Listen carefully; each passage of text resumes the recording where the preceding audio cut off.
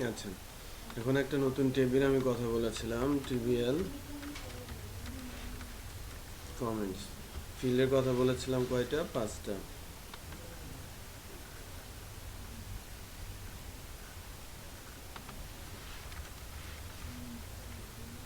Comments ID integer 11, index primary auto increment,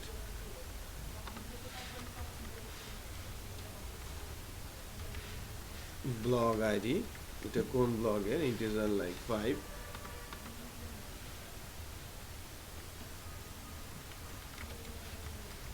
comments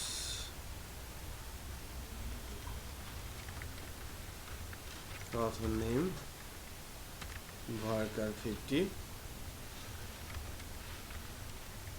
comments আর হচ্ছে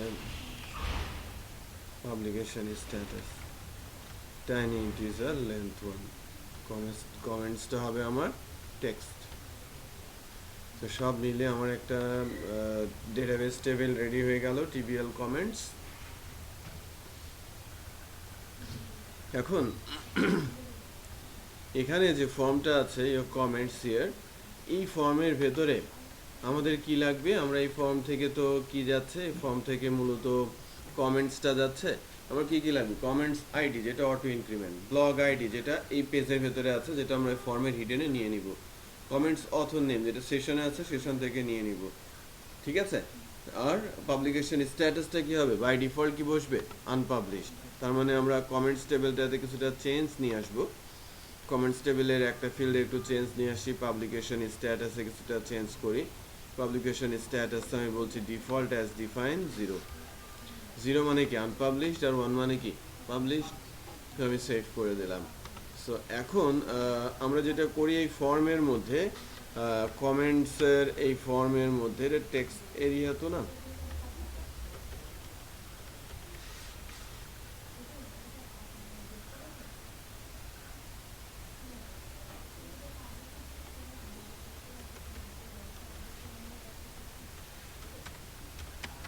input type hidden, নেমটা কি ব্লগ আইডি, ভ্যালু কি হবে, এই যে আমার এই পেজের ভেতরে কিন্তু কি আছে, ব্লগ ইনফো আছে না, ব্লগ ইনফো, ব্লগ আইডিটা আমি নিয়ে নিব।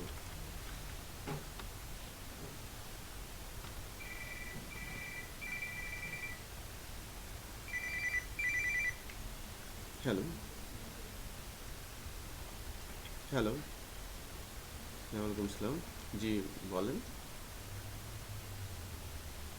সরি আরেকবার বলেন। জি জি জি, আমাদের এখানে আউটসোর্সিংয়ের ট্রেনিং। হুম হুম।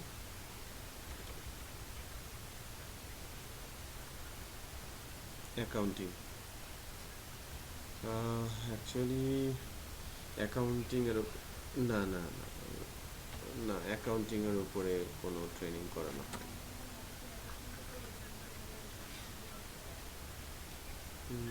আমার জানা নেই অ্যাকচুয়ালি অ্যাকাউন্টিংয়ের উপরে কোথাও কেউ করায় কিনা। হুম হুম হুম হুম হুম হুম হুম হুম।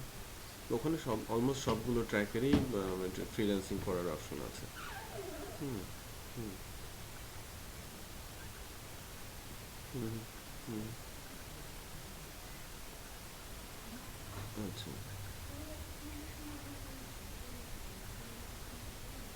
না অ্যাকচুয়ালি আমাদের এখানে ট্রেনিং, ওই ট্রেনিংটা নেই।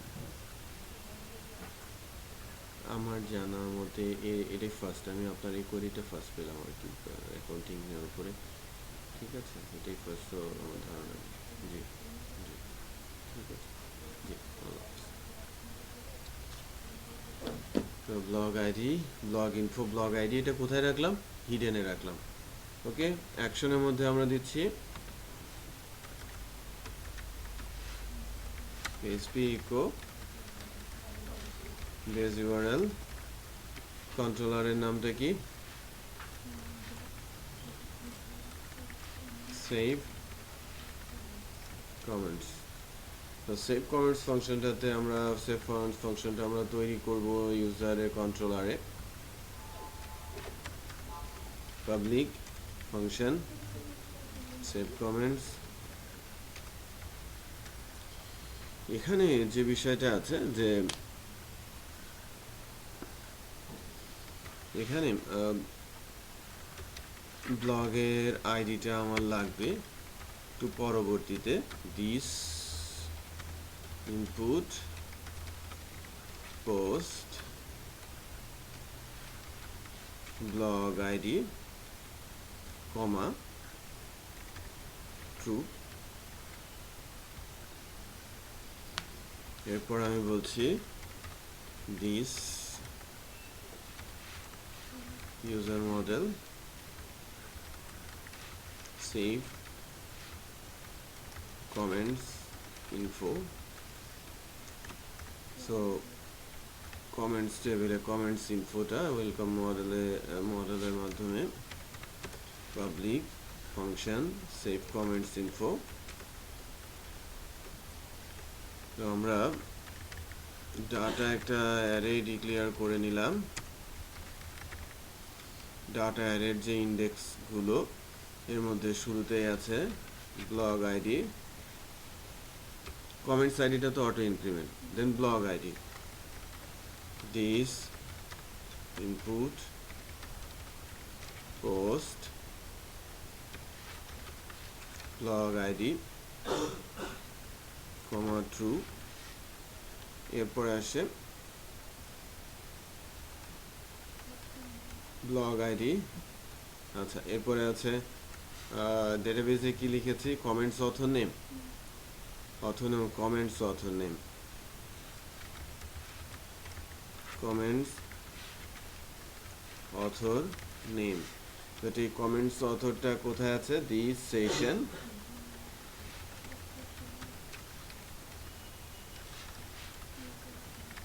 ইউজার ডেটা ইউজার নেমে। তারপরে আছে কি আমার কমেন্টসটা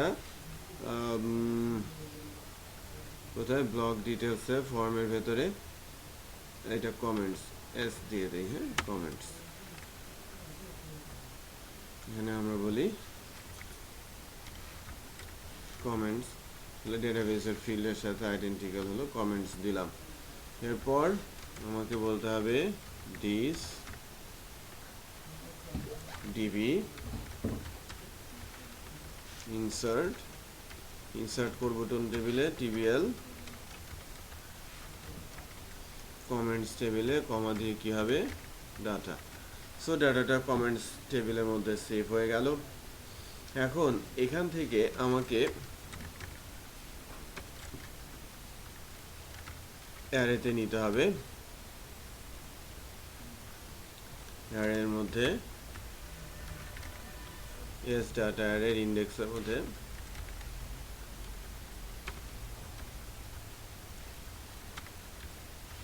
your comments successfully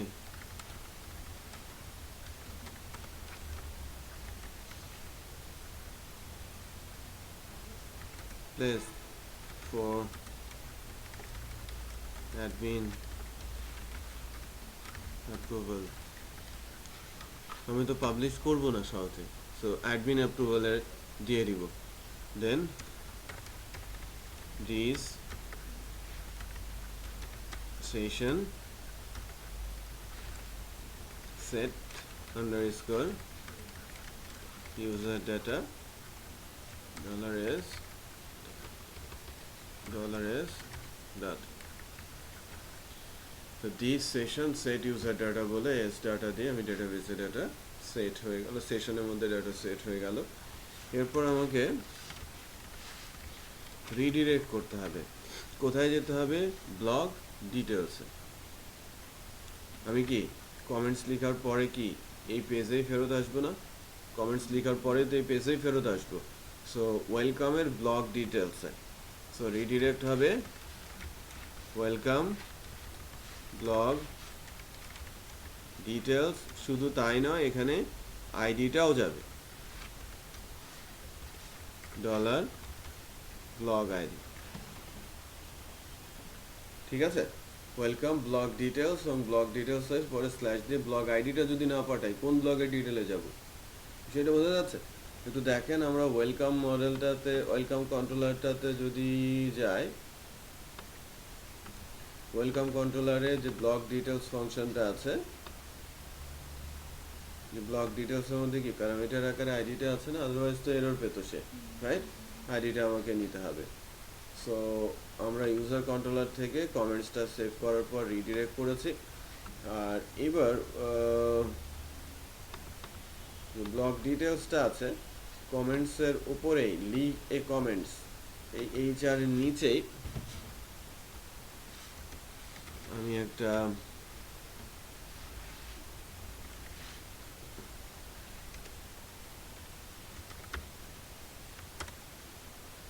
is for place করছি।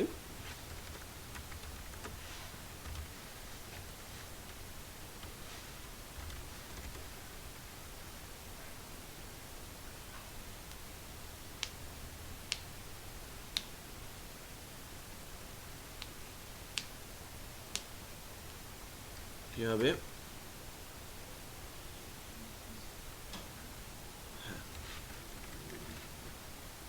Message this session user data message if dollar message echo হবে dollar message this session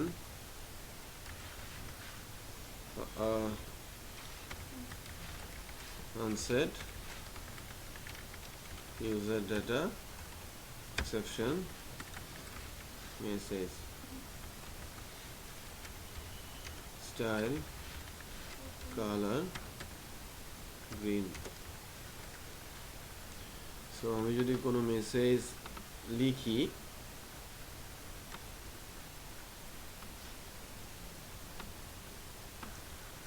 এটা আমি নিয়ে কমেন্টসের মধ্যে দিলাম, বদরুল ইসলাম লগ ইন করে আছে, সেভ করলাম, চট্টগ্রামের ওইটাই চলে আসে, তাই না? এবং এখানে কমেন্টসটা যদিও দেখাচ্ছে না, কমেন্টসটা অ্যাপ্রুভালের জন্য যাবে, কমেন্টস তো দেখাবে না। See your comment successfully placed for admin approval. So এটা কিন্তু মেসেজটা আসছে। আমরা যদি ডেটাবেজে যাই টিভিএল কমেন্টসে, তাহলে দেখতে পাবো এই বদরুল ইসলাম এই মেসেজটা করেছে, যার পাবলিকেশন স্ট্যাটাস। ঠিক আছে, সো আমার মেসেজ, আমার কমেন্টস যাই আসুক না কেন, আমরা এখন যে কোনো ব্লগের ক্ষেত্রেই কমেন্টস করতে পারবো।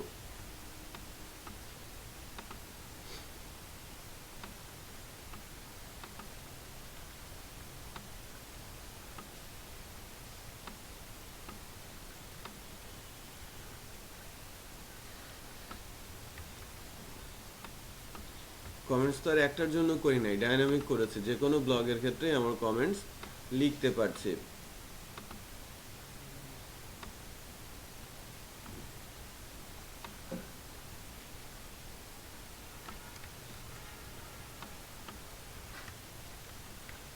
কমেন্টস লিখছে, কমেন্টস তো সেভ হচ্ছে এবং অ্যাপ্রুভালের জন্য যাচ্ছে, রাইট? সো এখন মনে করেন আমি আমার যতগুলো কমেন্টস আছে সবগুলো কমেন্টসই, আমার এ পর্যন্ত 4টা কমেন্টস এসেছে।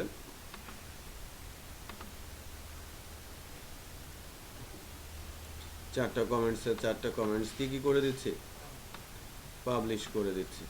এটা করতে হবে কোথা থেকে, অ্যাডমিন প্যানেল থেকে। আমাকে একটা কমেন্টস ম্যানেজার তৈরি করতে হবে, নেক্সট ডের হোমওয়ার্ক, ওকে?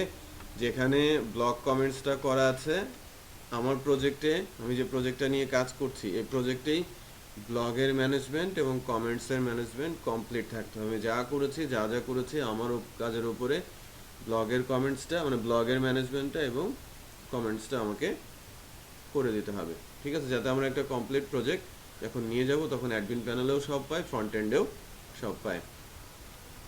তো দিয়ে দিলাম, অ্যাডমিন ডেটাবেস থেকেই কিন্তু আপডেট দিয়েছি, তার মানে আমার সবগুলো কমেন্টস এখন পাবলিশড, রাইট। সো এবার আমরা কোড লিখবো, যখন ব্লগ ডিটেলে যাচ্ছি তখন কিন্তু কমেন্টসগুলোও ডিসপ্লে করাতে হবে, রাইট। সো ব্লগ ডিটেলসে যাচ্ছি কার মাধ্যমে, ওয়েলকাম কন্ট্রোলারে আছে ব্লগ ডিটেলস, এই যে, মানে এই ফাংশনটা অনেক বড় হচ্ছে। বাই দ্য ওয়ে হোক, আমরা কি করছি এখন, ডাটা থেকে আমরা বলছি blog comments, this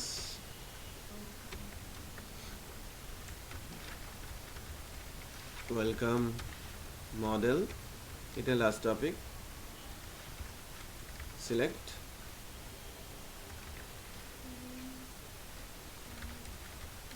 comments by blog id, 5:30টার মধ্যে শেষ করব, হ্যাঁ।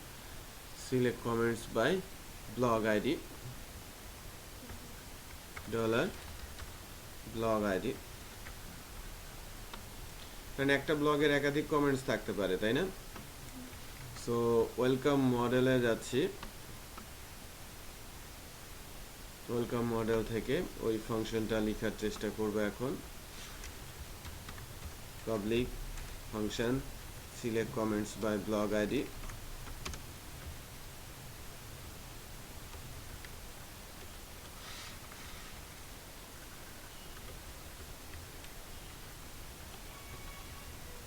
পাবলিকেশন স্ট্যাটাস 1 হতে হবে, এটা ঠিক আছে, রাইট। বাট অর্ডার বাই বা লিমিট কোনোটাই করছি না, ওকে। তো গেট করছি, রেজাল্ট রিটার্ন হবে, ব্লগের না তো, টিবিএল কমেন্টস, আচ্ছা টিবিএল কমেন্টসের মধ্যে এটা হলো। টেমপ্লেটে কমেন্টসটাকে কিভাবে দেখানো ছিল, ব্লগ টেমপ্লেট বলে একটা,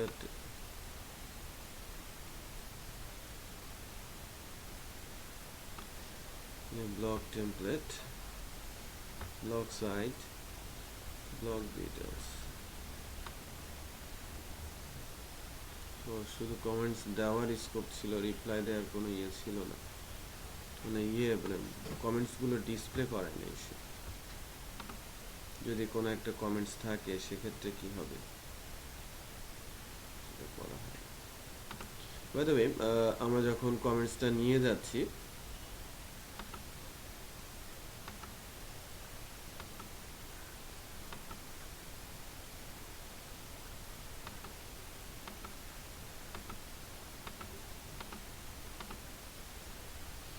ব্লগ কমেন্টস, ব্লগ ডিটেলেই যাচ্ছি, ব্লগ ডিটেলে গিয়ে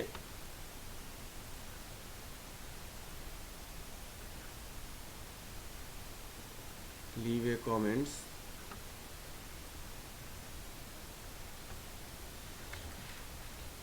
এটা একটা ডিভ নিলাম,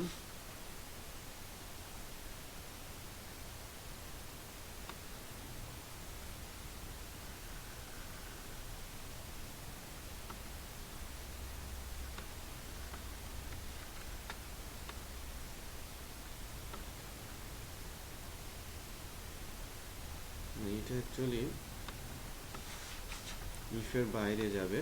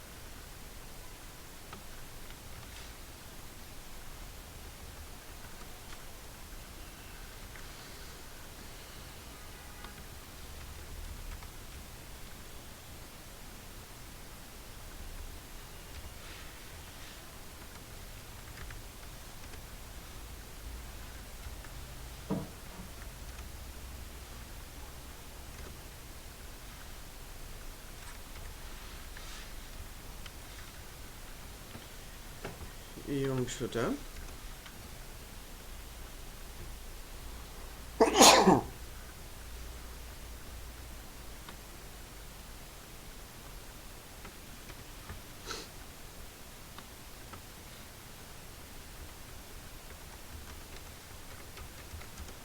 এখানে হচ্ছে কমেন্টসটা বসবে, এটা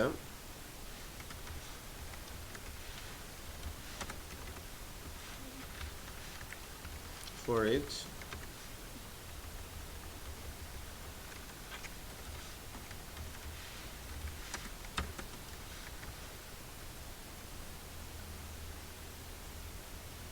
blog comments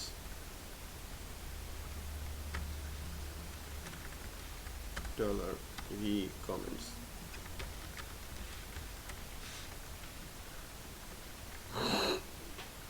ইমেজ তো নাই, ঠিক আছে, ইমেজের অপশনটা শুধু রেখেছি, এখানে নেম বসাবো,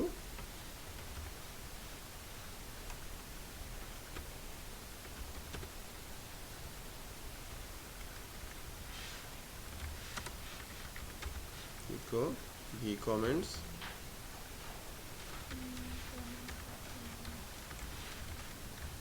author name.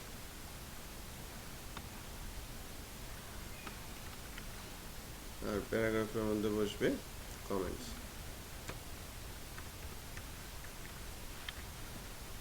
এবার চেক করে দেখি এটাতে কোনো কমেন্টস আছে কিনা।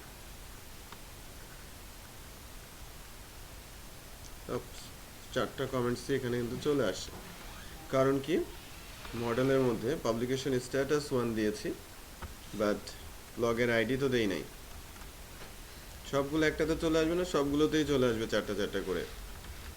ব্লগ আইডি সমান ডলার ব্লগ আইডি, এটা আমাকে দিতে হবে না, স্পেসিফিক ব্লগের, বুঝতে পেরেছেন?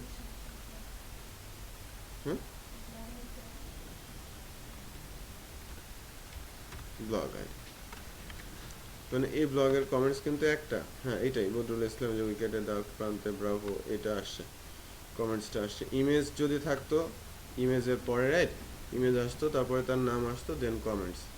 অন্যান্য ব্লগেও আমরা ছোটোখাটো কমেন্টস করেছি, যদি ওইগুলোতে দেখতে যাই এখানে কোনো একটা কমেন্টস দেওয়া ছিল, হ্যাঁ সেটাও কিন্তু এখানে দেখাচ্ছে, বুঝতে পেরেছেন?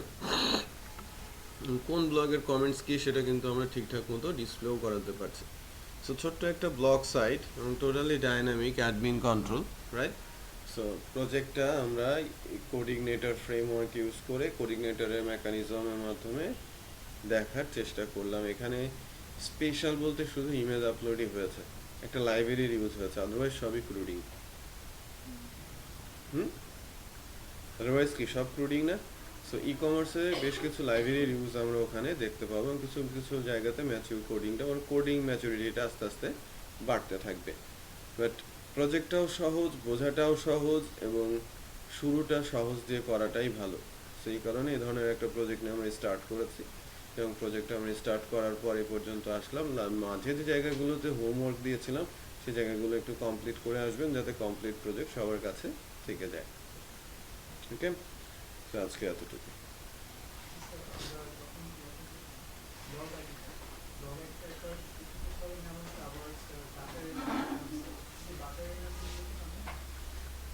কোথায়